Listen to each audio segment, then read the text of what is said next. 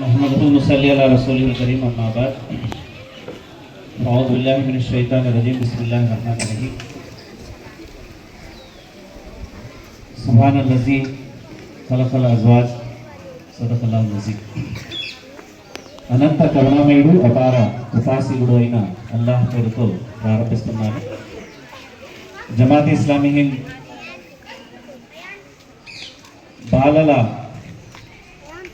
విభాగం అయినటువంటి children's Islamic organisation of India తరఫున దేశవ్యాప్తంగా మిషన్ ప్లాంటేషన్ 1 మిలియన్ ట్రీస్ అనేటువంటి నినాదంతో hands in soil hearts with India అనేటువంటి చక్కటి స్లోగన్తో దేశవ్యాప్తంగా గత నెల రోజులుగా ఈ మొక్కలు నాటే కార్యక్రమం జరుగుతోంది. మరి ఈ కార్యక్రమానికి సంబంధించి రాష్ట్రంలో 1,00,000 మొక్కల్ని నాటడానికి టార్గెట్గా పెట్టుకోవడం జరిగింది. అందులో భాగంగా ఈరోజు ముగింపు కార్యక్రమంలో నంద్యాల పట్టణంలో ఈరోజు ఇక్కడ మనం హాజరయ్యాం. గౌరవనీయులు కరీముల్లా గారు, ఉర్దూ జూనియర్ కాలేజ్ ప్రిన్సిపాల్, అలాగే ఈ వేదిక ఏర్పాటుకు పూర్తిగా సహకరించినటువంటి సహృదయులు, అలాగే గౌరవనీయులైనటువంటి పట్టణంలో కౌన్సిలర్స్, అలాగే స్థానిక బాధ్యులు అబ్దుల్ సమద్ గారు, ఈ సభలో నాతో పాటు వచ్చినటువంటి మరో అతిథి ఫిర్దౌస్ అఖ్తర్ సాహిబా గారు, అసిస్టెంట్ సెక్రటరీ జమాత్ ఇస్లామీ హింద్ మహిళా విభాగం ఆంధ్రప్రదేశ్, అలాగే ఈ సభలో ఆశీనులై ఉన్నటువంటి లెక్చరర్స్, టీచర్స్, ప్రియమైన సోదరిమణులారా, పిల్లలారా, అందరికీ అస్సలాము అలైకుం వరహమతుల్లాహి వబర్కాతు.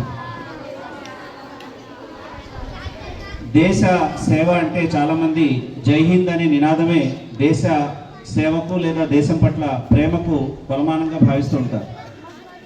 వాస్తవానికి దేశం పట్ల ప్రేమ అంటే దేశ అభివృద్ధి కోసం మన వంతు ఏ విధమైనటువంటి సహకారం అందించాలన్నా మనం అందించడానికి సిద్ధంగా ఉండడమే నిజమైనటువంటి దేశ సేవ. అలాంటి దేశ సేవలో ఒక ప్రధానమైనటువంటి భాగమే ఈ మొక్కలు నాటేటువంటి ఉద్యమం. ఎందుచేతనంటే ప్రపంచవ్యాప్తంగా ఉద్గారాల వల్ల లేదంటే సామ్రాజ్యవాద దేశాలు తమ యొక్క సుపీరియారిటీని కాపాడుకోవడానికి చేస్తున్నటువంటి ఆయుధాల సరఫరా వల్ల, తయారీ వల్ల, ఆయా దేశాల స్వార్థపూరితమైనటువంటి విధానాల వల్ల కూడా ప్రపంచవ్యాప్తంగా పర్యావరణానికి తీవ్రమైనటువంటి ముప్పు వాటిల్లుతోంది. ముఖ్యంగా ప్రపంచంలోని అన్ని దేశాల్లో రమారమి పర్యావరణానికి ముప్పు తెచ్చేటువంటి దేశాల జాబితాలో మొట్టమొదటి స్థానంలో చైనా ఉంటే రెండో స్థానంలో అమెరికా ఉంది. ఈ విధంగా పర్యావరణానికి అనేక రకాలుగా నష్టం చేసేటువంటి దేశాల జాబితాలో దురదృష్టం ఏంటంటే మన దేశం కూడా ఉంది. ప్రపంచంలో వాయు కాలుష్యాన్ని ఎక్కువగా చేసేటువంటి దేశాల్లోని సిటీల జాబితా ఏదైతే 10 ఉందో, అంటే ప్రపంచంలో పర్యావరణానికి వాయు కాలుష్యం ద్వారా ముప్పు తీసుకొచ్చేటువంటి సిటీస్ ఏవైతే ఉన్నాయో ఆ సిటీస్లో 5 సిటీస్ మన భారతదేశంలోనే ఉన్నాయి. అలాగే అడవుల నరికివేత మనం చూస్తే అమెజాన్లో అమెజాన్ అడవులు రమారమి 35% నరికివేయబడ్డాయి. మన భారతదేశంలో కూడా అడవులు కొన్ని పెట్టుబడిదారీ సామ్రాజ్యవాద శక్తులు, కొన్ని రాజకీయ శక్తులు కలిసి మన దేశంలో కూడా అడవుల్ని, అలాగే ఆదివాసీల ఏరియాల్ని వాటి ఉనికి లేకుండా చేయడానికి విపరీతమైనటువంటి ప్రయత్నం జరుగుతుంది. ఈ విధంగా మనం చూస్తే మనం కాంక్రీట్ అడవుల్లో నివసిస్తూ ఏదైతే ప్రకృతి సిద్ధమైనటువంటి వాతావరణం ఉందో ఆ వాతావరణానికి పూర్తిగా దూరమయ్యే పరిస్థితి దాపురించింది. మీరు ఆశ్చర్యపోతారు, ప్రపంచంలో రోజుకి 75,000 మంది కాలుష్యం ద్వారా చచ్చిపోతున్నారు. కేవలం హృద్రోగాలు రావడమే కాకుండా వారి శ్వాసకోశ వ్యాధులకు సంబంధించి ఈ కారణాలతో రోజుకు 75,000 మంది కేవలం కాలుష్యపు కాటు వల్ల చచ్చిపోతున్నారు అంటే ఎలాంటి పరిస్థితుల్లో ఒకసారి ఆలోచించండి. అదేవిధంగా చెట్లను నాటేటువంటి ఉద్యమాలు ప్రభుత్వాలు కూడా చేస్తూ ఉంటాయి. కానీ జమాత్ ఇస్లామీ చేసే ఉద్యమానికి, ప్రభుత్వాలు సాంప్రదాయకంగా చేసే ఉద్యమానికి డిఫరెన్స్ ఏంటంటే, మేము ఒక మొక్క నాటిన తర్వాత ఆ మొక్క ఎదిగే వరకు, దాని సెల్ఫ్ ప్రొటెక్షన్ అది చేసుకునే వరకు మేము దాన్ని ఫాలో అప్ చేస్తామనే నిదానంతో మేమందరం కూడా మొక్కలు నాటే కార్యక్రమం చేస్తున్నాం.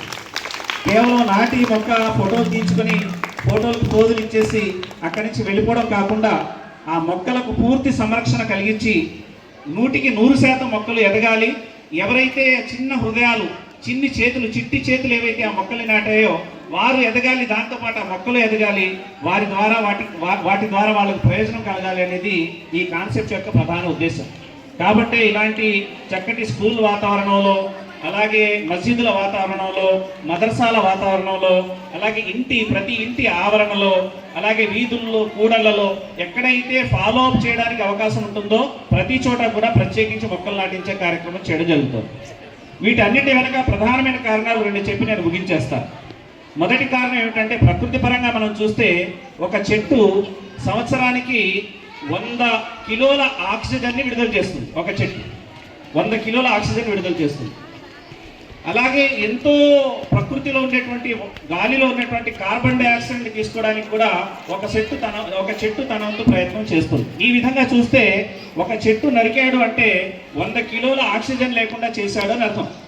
అలాగే ఒక చెట్టు ఎన్నో జీవరాశులకి, పక్షులకి, పశువులకి అది నీడగా ఉంటుంది, ఆహారం ఇస్తుంది.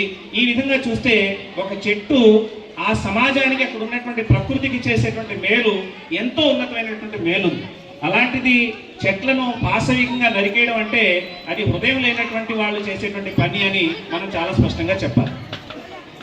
ఇస్లాం ఏం చెప్తోంది అంటే, మహాప్రవక్త ముహమ్మద్ సల్లల్లాహు అలైహి వసల్లం టీచింగ్స్ కానివ్వండి, ఖురాన్ టీచింగ్స్ కానీ ఏమంటున్నాయంటే, ఖురాన్లో సృష్టికర్త అయిన అల్లా ఏమంటున్నాడంటే, మీరు భూమిపై ఖలీఫాలుగా చేసి పంపబడ్డారు. అంటే మానవులు అందరూ కూడా భూమిపై దేవుని యొక్క ప్రతినిధులుగా పంపించబడ్డారు.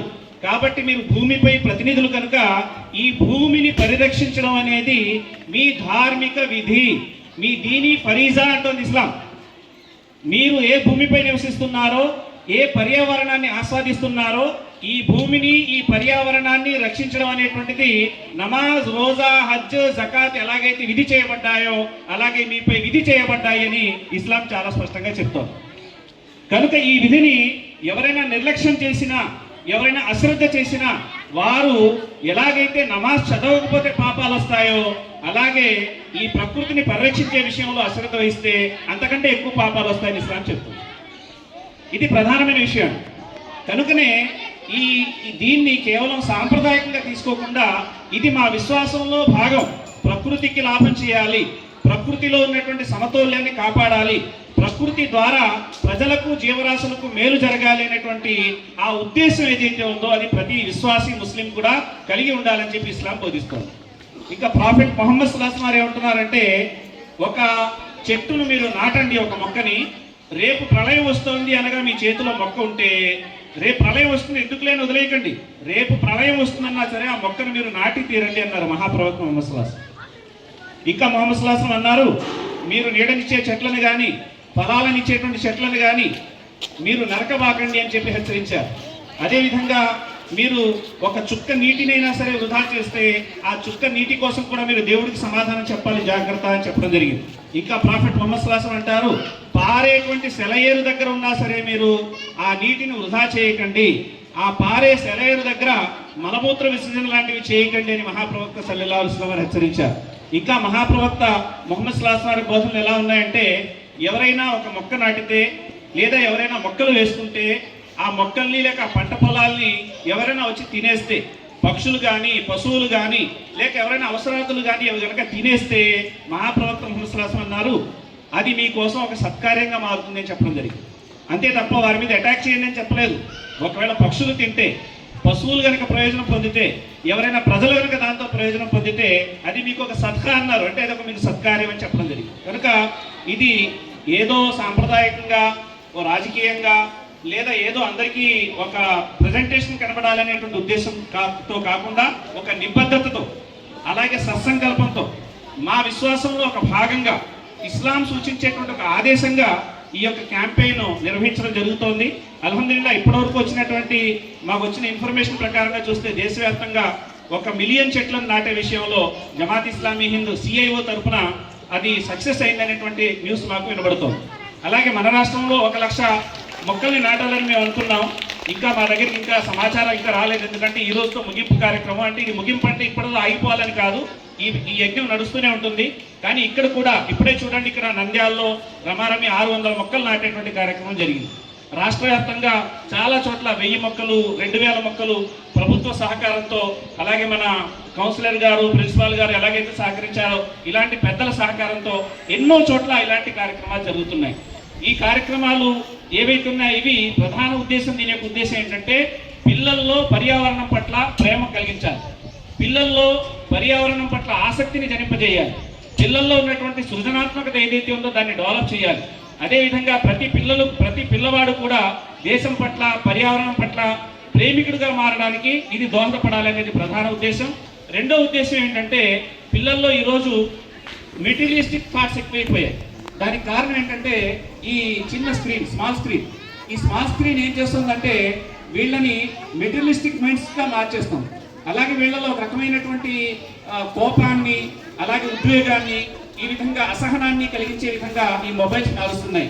ఈ డిజిటల్ ప్రపంచం నుంచి బయటకు తీసుకొచ్చి ప్రకృతి అంటే ఏమిటి, ప్రకృతి ఉండడం వల్ల లాభం ఏమిటి, ప్రకృతిని రక్షించుకుంటే కలిగే ప్రయోజనాలు ఏమిటి, దీన్ని నష్టపరిస్తే దేవుడి నుంచి ఎలాంటి శిక్షలు వస్తాయి, ఇలాంటి అవగాహన చైతన్యం పిల్లల్లో కలగజేసి తద్వారా పిల్లలు ఒక సామాజిక స్పృహ కలిగి బాధ్యతాయుతులైనటువంటి పౌరులుగా దేశం యొక్క పర్యావరణాన్ని రక్షించడానికి ప్రయత్నం చేస్తారనేదే ఈ క్యాంపెయిన్ యొక్క ప్రధాన ఉద్దేశం.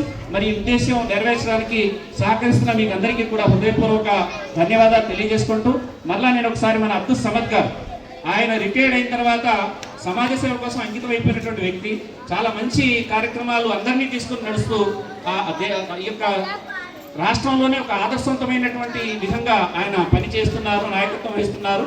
ఆయనకు కూడా నేను శుభాభినందనలు తెలియజేసుకుంటూ, సృష్టికర్త అయినటువంటి అల్లాహ్ మనం కూర్చోడాన్ని స్వీకరించాలని, మన దేశాన్ని సస్యశ్యామలంగా మార్చాలని, మన దేశాన్ని మతోన్మాదం నుంచి, ఫాసిస్ట్ జాడ్యం నుంచి, అనైతికత నుంచి, నైతిక రుగ్మతల నుంచి దేవుడు దూరం చేయాలని నేను మనస్ఫూర్తిగా దైవాన్ని వేడుకుంటూ ముగిస్తున్నాను. Thank you very much. వాహిరు దావానా అల్హమ్దులిల్లాహి రబ్బిల్ ఆలమీన్. వస్సలాం.